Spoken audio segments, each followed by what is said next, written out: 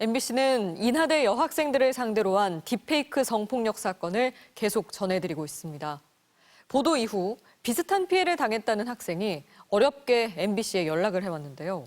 피해자들은 이런 범죄가 반복되는 걸 막기 위해 용기를 내 목소리를 냈다고 입을 모았습니다. 그런데 이 와중에 도리어 피해자를 탓하는 글도 올라오고 있다는데요. 김지성 기자가 단독 보도합니다.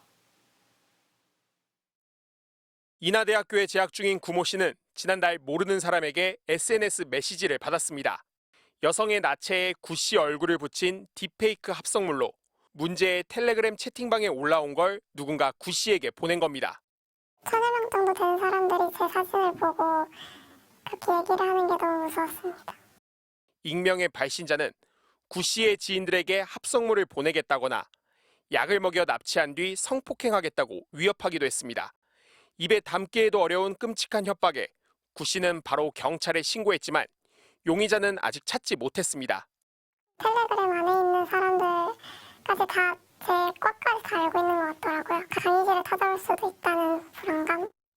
이런 두려움에도 구 씨가 취재에 응하기로 결심한 건 제2, 제3의 피해자가 또다시 생기지 않았으면 하는 마음 때문이었습니다. 숨어 있는다고 해결될 것 같지도 않고 그냥 피해자들이 할 수 있는 거는 최대한 공로단을 해서 수사에 도움이 되고자 하는 마음이 가장 큰 것 같아요. 하지만 MBC 보도 이후 온라인에선 피해자가 SNS를 이용한 게 잘못이라거나 학교 명예가 실추될 우려가 있다며 피해자를 탓하는 글이 올라오기도 했습니다. 저는 제가 죄책감 느꼈었던 것 같아요. 제가 괜히 이렇게 해가지고 다른 죄 없는 사람들도 조금 피해를 받나? 이런 생각도 좀 들고 댓글도 입결이 중요하지. 전문가들은 피해자들이 위축되지 않고 피해 사실을 알릴 수 있는 토양이 마련돼야 한다고 지적했습니다.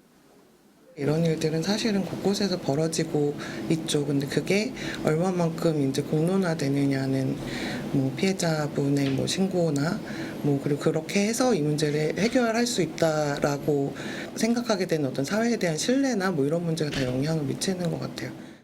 MBC 뉴스 김지성입니다.